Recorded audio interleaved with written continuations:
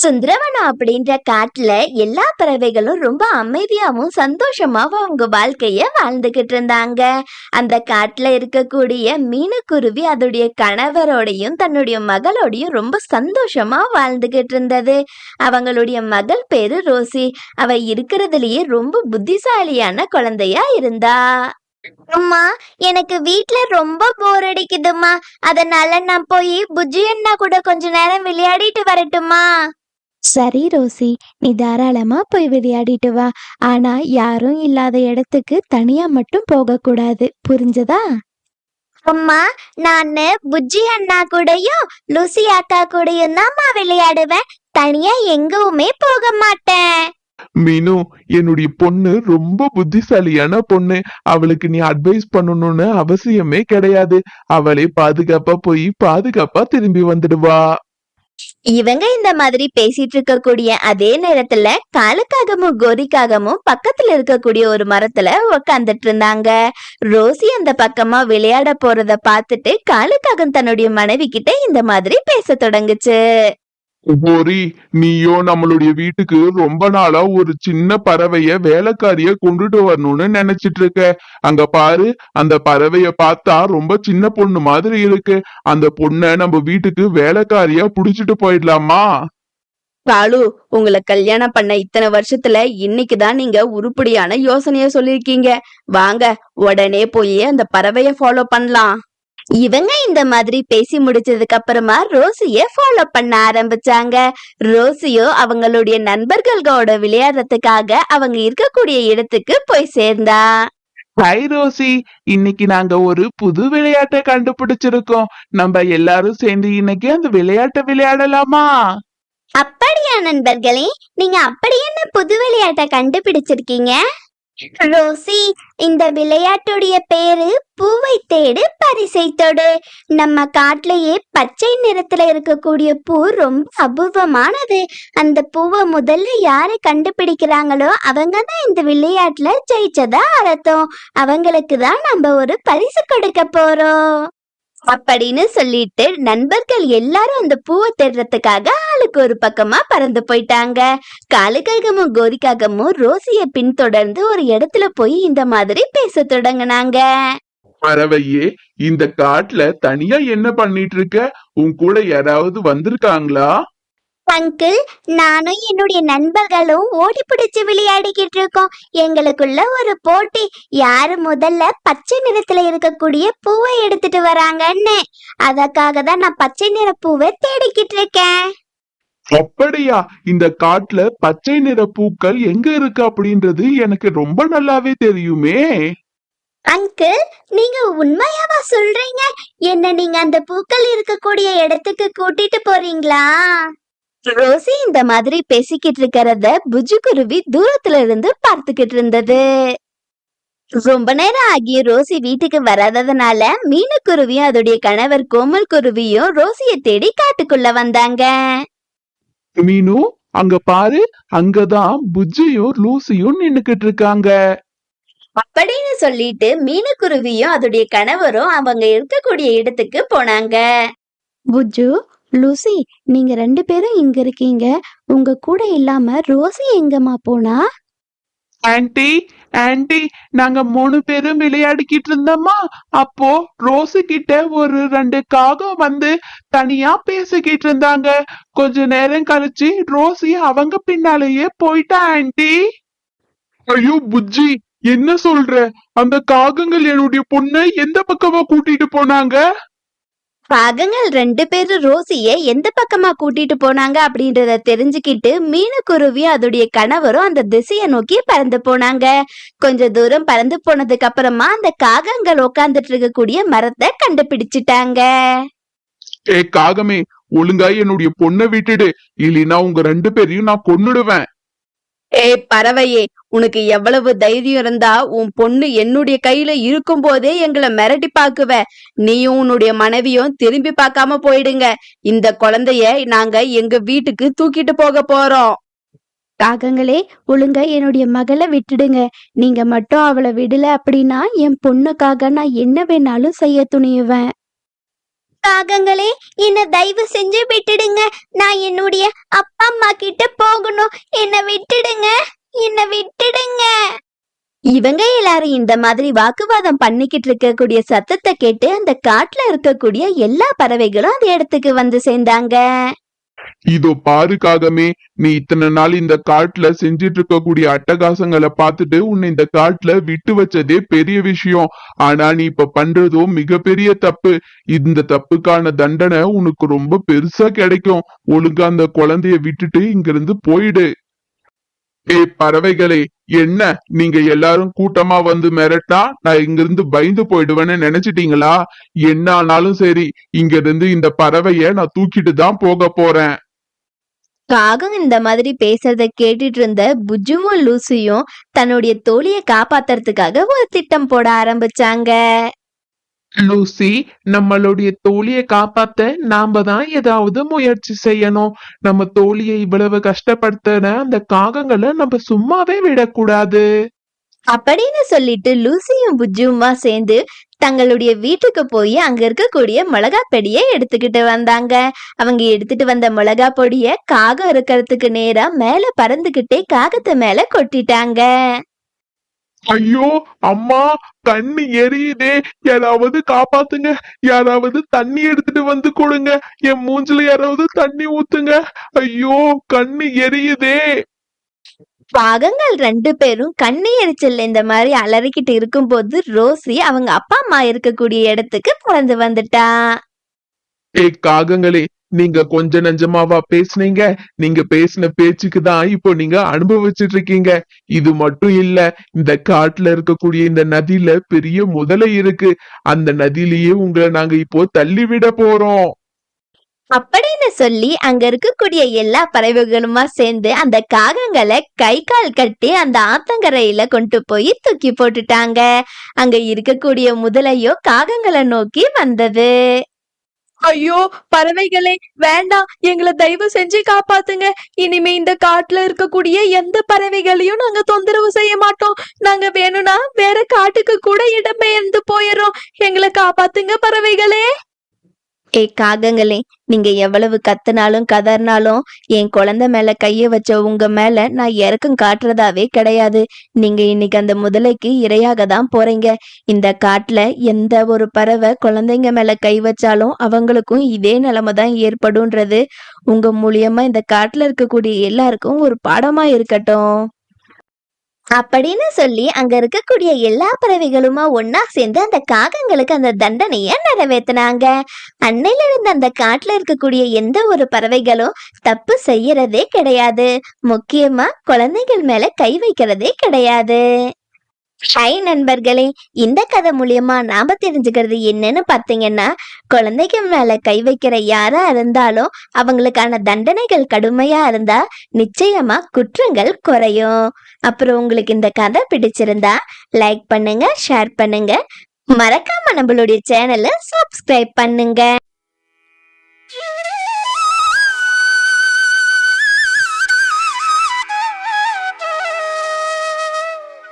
சுந்தரவனம் அப்படின்ற காட்டில் மீனுக்குருவியும் அதோடைய கணவர் ராணாவும் ரொம்ப சந்தோஷமாக வாழ்ந்துக்கிட்டு இருந்தாங்க. அவங்க குடும்பத்துடைய செலவுக்காக அவங்க காட்டில் மரம் வெட்டக்கூடிய வேலை செஞ்சுக்கிட்டு இருந்தாங்க. அப்படி இருக்கும்போது ஒரு நாள் ராணா மரம் வெட்டிட்டு இருக்கும்போது எதிர்பாராத விதமாக கோடாரி இறகு மேலே பட்டு ரத்தம் வர ஆரம்பிச்சது. ஐயோ ராணா, நீங்கள் வேலை செய்யும்போது கொஞ்சம் பார்த்து வேலை செஞ்சுருக்க கூடாதா? இப்போ பாருங்க, கோடாரி இறகு மேலே பட்டு ரொம்ப ரத்தம் வர ஆரம்பிக்குது. இப்போவே நான் போய் பறவை டாக்டரை கூட்டிகிட்டு வரேன். இல்ல மீனு, அதெல்லாம் எதுவும் வேணாம். நீ தயவு செஞ்சு போய் டாக்டர் எல்லாம் கூட்டிட்டு வராத. நாம ஏற்கனவே கழுகுக்கு நிறைய கடனா காசு கொடுக்க வேண்டியிருக்கு. இதுல டாக்டரை கூட்டிட்டு வந்தா அதுக்கு வேற தனியா செலவாகும். ஐயோ ராணா, தயவு செஞ்சு கொஞ்சம் புரிஞ்சுக்க முயற்சி பண்ணுங்க. உங்கள் இறகுலேருந்து நிறைய ரத்தம் வெளியே போய்கிட்டு இருக்கு. இப்போ நம்ம உடனே ஹாஸ்பிட்டலுக்கு போகலன்னா என்ன வேணாலும் நடக்கலாம். அந்த கழுகு கிட்ட காசு அப்புறமா கொடுக்குறேன்னு நான் வாக்கு கொடுத்துக்கிறேன். இப்போ நீங்கள் என் கூட புறப்பட்டு ஹாஸ்பிட்டலுக்கு வாங்க. இவங்க 2 பேரும் இந்த மாதிரி பேசிட்டு இருக்கக்கூடிய அதே நேரத்தில் பக்கத்தில் இருக்கக்கூடிய மரம் இவங்களை பார்த்துட்டு இந்த மாதிரி பேச தொடங்குச்சு. பறவைகளே, நீங்க பேசிட்டு இருந்த எல்லாத்தையுமே நான் கேட்டேன். உங்களுடைய கவலை என்ன அப்படின்றத நான் நல்லாவே புரிஞ்சுக்கிட்டேன். எப்படியாவது உங்க கஷ்டத்தை போக்குறதுக்கு என்னால முடிஞ்ச உதவியை செய்யணும்னு நான் நினைக்கிறேன். என் மரத்துல இருக்கக்கூடிய ஒரு லிப்ஸ்டிக்கை பறிச்சு காயப்பட்டிருக்கக்கூடிய இடத்துல போடுங்க. உடனே அந்த காயம் சரியாகிடும். மந்திர மரமே, நீ சொல்கிறத நான் எப்படி நம்புறது? பொதுவாகவே மரங்கள் அப்படின்னா காய்களையும் பழங்களையும் தானே கொடுக்கும். ஆனால் நீ என்ன வித்தியாசமாக மரம் நிறைய லிப்ஸ்டிக்கெல்லாம் வச்சுருக்க? பறவைகளே, நான் ஒரு மந்திர மருத்துவ மரம். என் மரத்துல இருக்கக்கூடிய லிப்ஸ்டிக்களை எந்த மருத்துவத்துக்கும் நீங்க பயன்படுத்திக்கலாம். ஏழை எளிய பறவைகளுக்கு உதவி செய்யறதுக்காகவே நான் இந்த பிறவியை எடுத்திருக்கேன். மந்திர மரம் சொன்னதை கேட்ட மீனுக்குருவியை உடனே அந்த மரத்திலிருந்து ஒரு லிப்ஸ்டிக்கை பறித்து ராணாவுடைய காயத்து மேலே போட்டு விட்டது. மீனு, இந்த மந்திர மரம் சொன்ன மாதிரியே இந்த லிப்ஸ்டிக்கை போட்ட கொஞ்ச நேரத்தில் என்னுடைய வலிகள் எல்லாம் பறந்து போயிடுச்சு. பாரு, என்னுடைய ரெக்கைகள்ல இருந்து இப்போ ரத்தம் கூட வரலை. ரொம்பவே நன்றி மந்திர மரமே. இன்னைக்கு நீ மட்டும் எங்களுக்கு உதவி செய்யல அப்படின்னா என்னுடைய கணவருக்கு என்ன ஆயிருக்கும் அப்படின்றதே எனக்கு தெரியாது. உன்னுடைய இந்த உதவியை நாங்கள் 2 பேரும் எங்கள் வாழ்நாள் முழுக்க மறக்க மாட்டோம் அப்படின்னு சொல்லிட்டு மீனுக்குருவியும் அதோடைய கணவரும் வீட்டுக்கு புறப்பட்டு போயிட்டாங்க. இதை ரொம்ப நேரமாக தூரத்துல இருந்து பார்த்துட்டு இருந்த காலுக்காகவும் கோரிக்காகவும் அந்த மந்திர மரத்துக்கிட்ட வந்து இந்த மாதிரி பேச தொடங்கினாங்க. மந்திர மரமே, இங்கே நடந்த எல்லா விஷயத்தையும் இவ்வளோ நேரம் நாங்கள் 2 பேரும் பார்த்துட்டு தான் இருந்தோம். ஒழுங்கா உன்னுடைய மரத்தில் இருக்கக்கூடிய எல்லா லிப்ஸ்டிக்குகளையும் எங்கிட்ட ஒப்படைச்சிரு. நான் போனா போதுன்னு உன்னை உயிரோட விட்றேன். ஒருவேளை நீ மட்டும் கொடுக்க மறுத்த அப்படின்னா இப்போவே உன்னை நான் அடியோடு வெட்டி சாச்சிடுவேன். மோசமான காகங்களே, நான் ஏழ்மை நிலையில் இருக்கக்கூடிய பறவைகளுக்கு மட்டும்தான் உதவி செய்வேன். உங்களை மாதிரி அகங்காரம் பிடிச்ச காகங்களுக்கு கிடையாது. ஒழுங்கா இங்கேருந்து கிளம்பி போயிடுங்க. அப்படி இல்லைன்னா பின்னாடி நீங்கள் ரொம்ப வருத்தப்பட வேண்டியதாக இருக்கும். மரமே, போனா போதுன்னு உனக்கு ஒரு வாய்ப்பு கொடுத்து பார்க்கலான்னு பார்த்தா நீ ரொம்ப அதிகமாக பேசுகிற. உனக்கு வாய்ப்பு கொடுத்ததே தப்பு அப்படின்னு சொல்லிட்டு கோரிக்காக அந்த மரத்தில் இருக்கக்கூடிய எல்லா லிப்ஸ்டிக்குகளையும் பறித்து ஒரு கூடையில் வச்சு எடுத்துக்கிச்சு. அது மட்டும் இல்லாமல் அந்த மரம் ஒரு சபிக்கப்பட்ட மரம் அப்படின்ட்டு அங்கே ஒரு போர்டையும் வச்சிடுச்சு. காகங்களே, தயவு செஞ்சு நீங்க என் மரத்துல இருக்கக்கூடிய எல்லா லிப்ஸ்டிக்கையும் கூட எடுத்துட்டு போயிடுங்க. ஆனா என் முன்னாடி வச்சிருக்கீங்களே இந்த போர்டு, இதை மட்டும் தூக்கி போட்டுருங்க. இந்த போர்டை பார்த்தா இந்த காட்டுல இருக்கக்கூடிய எந்த பறவைகளும் என் மரத்துல வந்து லிப்ஸ்டிக்கை பறிக்கவே மாட்டாங்க. அப்புறம் என்னால இங்க இருக்கக்கூடிய யாருக்கும் இலவசமா உதவி செய்ய முடியாது. தயவு செஞ்சு இந்த போர்டை மட்டும் எடுத்துடுங்க காகங்களே. முட்டாள் மரமே, நீ எந்த பறவைகளுக்கும் உதவி செய்யக்கூடாது அப்படின்றதுக்காக தான் இந்த போர்டை முன்னாடி வச்சிருக்கேன். அப்படி இருக்கும் போது நான் எப்படி இந்த போர்டை தூக்கி போடுவேன்? நீ எல்லா பறவைகளுக்கும் இலவசமாக உதவி செஞ்சுட்ட அப்படின்னா இந்த மரத்தில் இருக்கக்கூடிய லிப்ஸ்டிக்குகளை நான் எப்படி வியாபாரம் செஞ்சு பணம் பார்க்க முடியும்? அப்படின்னு சொல்லிட்டு கோரிக்காகமும் காலுக்காகமும் அந்த லிப்ஸ்டிக்கை எடுத்துக்கிட்டு ஒரு ஹாஸ்பிட்டல் முன்னாடி போய் உக்காந்தாங்க. அவங்க அங்கே போன நேரம்னு பார்த்து புறா அதனுடைய குழந்தைய கூட்டிக்கிட்டு ஹாஸ்பிட்டல் பக்கமாக வந்தது. புறா, என்ன ஆச்சு? என்ன உன் குழந்தைக்கு அடிபட்டிருக்க போல? உன் குழந்தைய கூட்டிகிட்டு ஹாஸ்பிட்டல் பக்கமாலாம் வந்திருக்க? அதுவா கோரி, அது ஒன்றும் இல்லை. என்னுடைய பையன் அவனுடைய நண்பர்களோட விளையாடிக்கிட்டு இருக்கும்போது கீழே விழுந்து ரெக்கையில் அடிபட்டுருச்சு. அதனால தான் ஹாஸ்பிட்டலுக்கு கூட்டிகிட்டு வந்து காட்டிட்டு போகலான்னு கூட்டிகிட்டு வந்தேன். ஓ, அப்படியா? இவ்வளவு தான் விஷயமா புறா? இதுக்கு எதுக்கு உன்னுடைய பையனை ஹாஸ்பிட்டலுக்கெல்லாம் கூட்டிகிட்டு போகிற? என்கிட்ட இருக்கக்கூடிய லிப்ஸ்டிக்கை வாங்கி அவன் காயத்து மேலே போட்டு விடு. கொஞ்ச நேரத்துலேயே அவனுக்கு வலி மறந்து போயிடும். என்ன கோரி, நீ முட்டாள்தனமா பேசிக்கிட்டு இருக்க? லிப்ஸ்டிக்கை காயத்து மேலே போட்டா காயம் எப்படி சரியாகும்? புறா, நான் சொல்கிறத கேட்கும்போது முட்டாள்தனமாக தான் இருக்கும். இந்த வித்தையை நான் நம்ம காட்டில் இருக்கக்கூடிய ஒரு மந்திரவாதிக்கிட்ட இருந்து கற்றுக்கிட்டேன். இந்த லிப்ஸ்டிக்கை மட்டும் நீ காயத்து மேலே போட்ட அப்படின்னா காயம் உடனே மறைஞ்சு போயிடும். நீ காயம் மறைஞ்சதுக்கு அப்புறமா எனக்கு பணம் கொடுத்தா போதும். கோரிக்காக இந்த மாதிரி சொன்ன உடனே புறாவும் அதுகிட்ட இருந்து ஒரு லிப்ஸ்டிக்கை வாங்கி தன்னுடைய பையன் காயத்து மேலே போட்டு விட்டது. அப்பா, கோரி ஆண்டி சொன்னது உண்மைதான்ப்பா. நீங்கள் காயப்பட்ட இடத்துல லிப்ஸ்டிக் போட்ட உடனே எனக்கு கொஞ்சம் கூட வலியே தெரியலை. புறாவுடைய பையன் புறா கிட்ட இந்த மாதிரி சொன்ன உடனே புறா ரொம்ப சந்தோஷப்பட்டு பணத்தை கோரிக்காகத்துக்கிட்ட கொடுத்ததுக்கு அப்புறமா அந்த இடத்துல இருந்து புறாவும் அதனுடைய பையனும் தன்னுடைய வீட்டுக்கு புறப்பட்டு போயிட்டாங்க. இப்படியே கோரிக்காகவும் காட்டில் இருக்கக்கூடிய எல்லா பறவைகள் கிட்டையும் அந்த லிப்ஸ்டிக்கை காசுக்காக விற்றது. அப்படி இருக்கும்போது ஒரு நாள் ரோசி கிளி கோரிக்காகத்துக்கிட்ட வந்து இந்த மாதிரி கேட்க ஆரம்பிச்சது. கோரி, என்னுடைய கணவருக்கு ஆக்சிடெண்ட் ஆயிடுச்சு. இப்போ அவர் உடம்புல நிறைய காயங்கள் இருக்கு. அவரை காப்பாற்றணும் அப்படின்னா நிறைய பணம் தேவைப்படும்.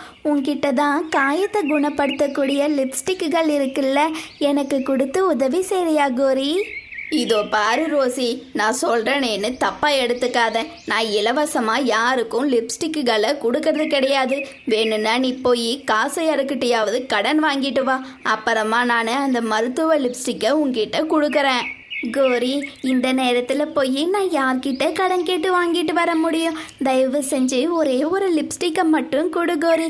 என்னுடைய கணவர் உடல் நல்லானதுக்கு அப்புறமா நான் உன்கிட்ட எல்லா பணத்தையும் திருப்பி கொடுத்துட்றேன்.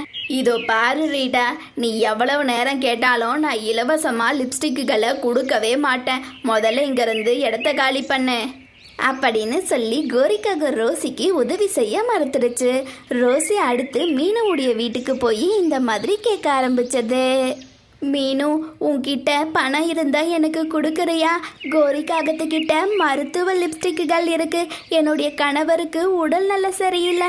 அவரை குணப்படுத்துறதுக்கு எனக்கு அந்த லிப்ஸ்டிக் தேவைப்படுது. கோரிக்காகவும் பணம் இல்லாமல் அதை எனக்கு கொடுக்க மாட்டேன்னு சொல்லிடுச்சு. ரோசி, என்ன சொல்கிற? மந்திர லிப்ஸ்டிக்குகளை வாங்குறதுக்கு பணம் தேவையா? அதெல்லாம் ஒன்றும் தேவை கிடையாது. அது இலவசமாகவே கிடைக்கும். வா, எங்கே கிடைக்குன்றத நான் உனக்கு கூட்டிகிட்டு போய் காட்டுறேன் அப்படின்னு சொல்லிட்டு மீனுக்குருவியும் ரோசியும் அந்த மரம் இருக்கக்கூடிய இடத்துக்கு போனாங்க. மந்திர மரமே, என்னாச்சு உனக்கு? உன்னை யார் சபிக்கப்பட்ட மரம்னுட்டு இப்படி போர்டு வச்சது?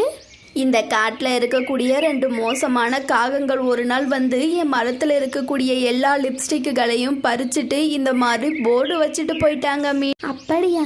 நிச்சயமா இது அந்த காலுவுடைய கோரியுடைய வேலையாக தான் இருக்குன்னு நினைக்கிறேன். இப்போ இந்த ரோசியோடைய கணவருக்கு அவசரமாக ஒரு லிப்ஸ்டிக் தேவைப்படுது. நீ உன்னுடைய மரத்துலேருந்து ஒரு லிப்ஸ்டிக்கை கொடுத்து உதவுறியா? மீனுக்குருவி இந்த மாதிரி கேட்ட உடனே அந்த மந்திர லிப்ஸ்டிக் மரமும் ரோசிக்காக அதோடைய மரத்திலிருந்து ஒரு லிப்ஸ்டிக்கை கொடுத்தது. உடனே அந்த லிப்ஸ்டிக்கை எடுத்துட்டு ரோசி அங்கேருந்து ரொம்ப வேகமாக புறப்பட்டு போயிடுச்சு. மந்திர மரமே, நீ ஒன்றும் கவலைப்படாத. உன் மரத்தை முன்னாடி இருக்கக்கூடிய இந்த போர்டை நான் தூக்கி போட்டுட்டேன். இனிமேல் இந்த காட்டில் இருக்கக்கூடிய எல்லா பறவைகளுக்கும் இஷ்டம் போல் உதவி செய்யலாம். மீனு, இது மட்டும் பத்தாது. அந்த காகங்கள் 2 பேருக்கும் ஒரு நல்ல பாடத்தை கற்று தரணும். நீ என் மரத்தில் இருக்கக்கூடிய ஒரு லிப்ஸ்டிக்கை பறிச்சுட்டு போய் அந்த காகங்கள் மேலே தூக்கி போடு. அப்புறம் நடக்கிறத நீயே பாரு. அந்த மந்திர மரம் இந்த மாதிரி சொன்ன உடனே மீனுக்குருவி ஒரு லிப்ஸ்டிக்கை எடுத்துட்டு காளிக்காகத்தையும் கோரிக்காகத்தையும் பார்க்கறதுக்காக அதனுடைய வீட்டுக்கு புறப்பட்டு போச்சு. அதனுடைய வீட்டுக்கு வெளியில் அவங்க 2 பேரும் உட்காந்துட்டு இருக்கிறத பார்த்துட்டு மீனுக்குருவி அந்த லிப்ஸ்டிக்கை அவங்க மேலே தூக்கி போட்டது. உடனே கோரிக்காகத்து உடம்புலையும் காளிக்காகத்து உடம்புலையும் பெரிய பெரிய கொப்பளங்கள் வர ஆரம்பிச்சது. ஐயோ கடவுளே, என்ன இது? என்னுடைய உடம்பெல்லாம் இவ்வளவு பெரிய பெரிய கொப்பளங்கள் வந்திருக்கே. என் மீனு, எங்க மேல என்ன தூக்கி போட்ட? காலு அண்ணா, கோரி அக்கா, நீங்கள் 2 பேரும் ரொம்ப பேராசை பிடிச்சி அந்த மந்திர லிப்ஸ்டிக்கை எல்லாருக்கும் பணத்துக்கு விற்றீங்க. அதனுடைய தண்டனையாக தான் இன்னைக்கு உங்களுடைய உடம்பு முழுக்க கொப்பளங்கள் வந்திருக்கு. இனிமேலாச்சு சுயநலமாக இல்லாமல் பொதுநலமாக இருக்க கற்றுக்கோங்க. ஹை நண்பர்களே, இந்த கதை உங்களுக்கு பிடிச்சிருந்தா லைக் பண்ணுங்க, ஷேர் பண்ணுங்க, மறக்காம நம்ம சேனலை சப்ஸ்கிரைப் பண்ணுங்க.